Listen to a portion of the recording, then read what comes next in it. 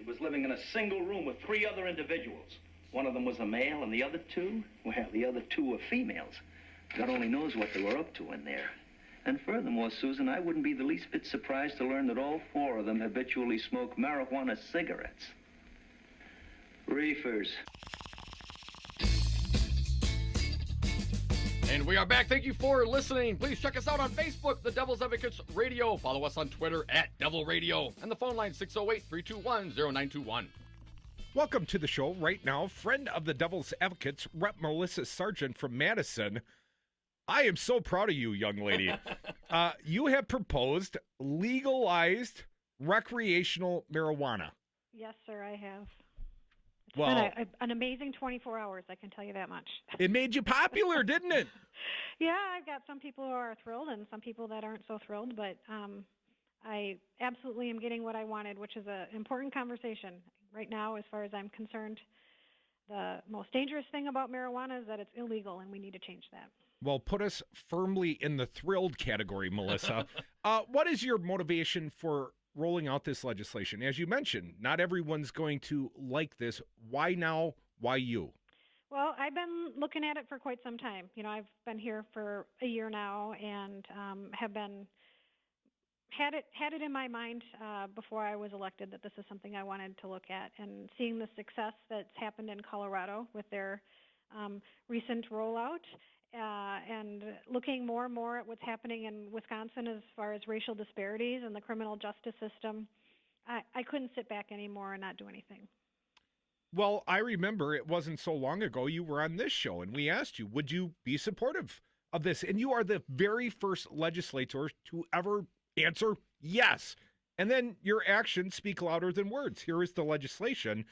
Broadly, and we're not going to be able to go through all the details of 70 pages, but broadly tell us, what does legalization look like under your bill? Well, ultimately this bill will benefit Wisconsinites in many ways. It will allow people to possess marijuana if they're over 21 years of age.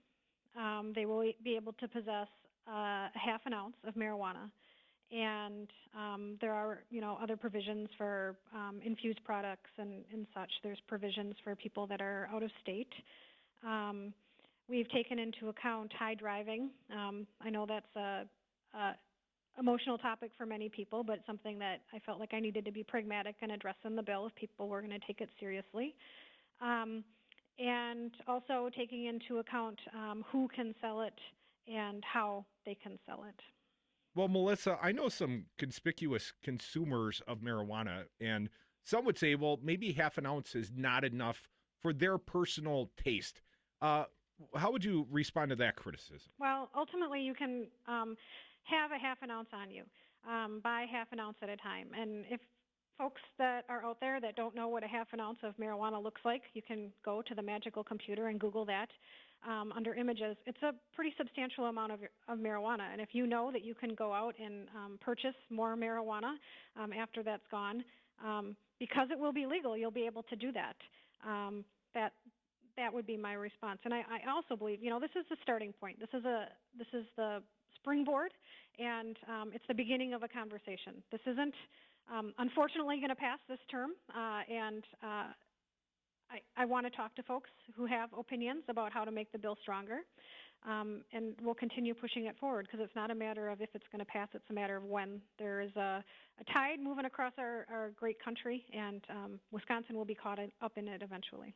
Folks, you are listening to the Devil's Advocates radio show. We have friend of the show, Rep. Melissa Sargent. It is a green letter day. Melissa Sargent has proposed legalized marijuana. Melissa, why don't you do like we did and just declare victory over the man now? Well, I appreciate your support of this bill and the ability to come on and talk about a little bit more and know that there's a lot of work to be done. So. Well, here's what I want to talk about. Our conservative friends, setting aside the whole it's a gateway drug or any of those sort of other baseless arguments they make, what about the financial incentive to our government to allow this product that's already being used to be taxed and regulated? Colorado's going to generate what, like $67-70 million in new tax revenues this year? Right. There's actually a projection that in 2018 they're going to be bringing in about $10 million. That's a lot of money, on top of the money that we will save in our criminal justice systems by not arresting, booking, jailing, putting people in prison, and prosecuting charges for nonviolent offenses. You add that to it, and it's a lot of money that we can put into our society to much greater need. And another point that I would like to make to those more conservative friends of mine, on the similar vein as the social media bill and personal privacy protections, really marijuana's effect on a human being is far less than alcohol and cigarettes. And what you do in your home behind closed doors that does not hurt you and hurt your neighbors and hurt your community, we as a government don't belong in that, and I want to take us out of it. Well, we can tell you from recent experience, alcohol or the overconsumption thereof certainly will leave you with a hangover. But some say marijuana may actually help alleviate that even. Absolutely. There's a lot of medical research out there to the positives of it, and I applaud Representative Taylor and Senator Erpenbach for their Jackie Rickert bill. This is just another piece of that conversation. Melissa, I am excited that you have stepped forward with this legislation. I believe it was just earlier this week. I was kind of getting on the Democratic Party because I know it's not coming from the Republicans. Where's the leadership? I think this is something that can bring people out. So I applaud you in that regard. You'd mentioned when you came onto the show that some were not so thrilled. What are the main objections that you're hearing? Well, some people are afraid that folks are going to be driving in their cars and getting in accidents. Some people are concerned that half an ounce isn't enough. Some people are concerned that they should be able to grow themselves. These are all things that we can address and continue having conversations on, and we'll get this moving. Well, we appreciate the conversation. With regards to the limits on it, what about looking at how prohibition ended up being repealed, and look at how they went forward with their legislation? I don't see why I should have any sort of limit on a marijuana or cannabis purchase. I can go and buy as many bottles of tequila at the liquor store I want right now without restriction. And all those very same things that could happen that people would be concerned about with cannabis legalization are already there with alcohol. They are. One of the things that stuck out to me when Colorado unrolled theirs, and they do have limits on how much you can purchase theirs. They actually, store owners are able to decide they want to sell less to people. We have a supply and demand situation here, and we want to make sure that when it's legal, it's something that's available to the folks that need it. And really, honest to goodness, a half an ounce is a pretty good amount in the conversations that I've had with folks, and you can go out and, once that's gone or getting down there, purchase some more. And does your legislation address edibles? Well, it addresses infused products and liquid, and as well as the liquid forms. Well, Melissa Sargent, we know this is supply and demand, and this legislation has made you a very popular young lady today.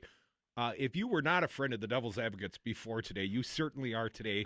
We'll let you run on to your next interview, Melissa, but thank you so very much, A, for your courageous leadership on this issue, and B, for making time for the Devil's Advocate Show. Wonderful. Keep on rocking, guys. We'll talk soon. Thank you. Thank you. Coming back with your calls, 608-321-0921. Mama, she once told me, son, you do the best you can. But then one day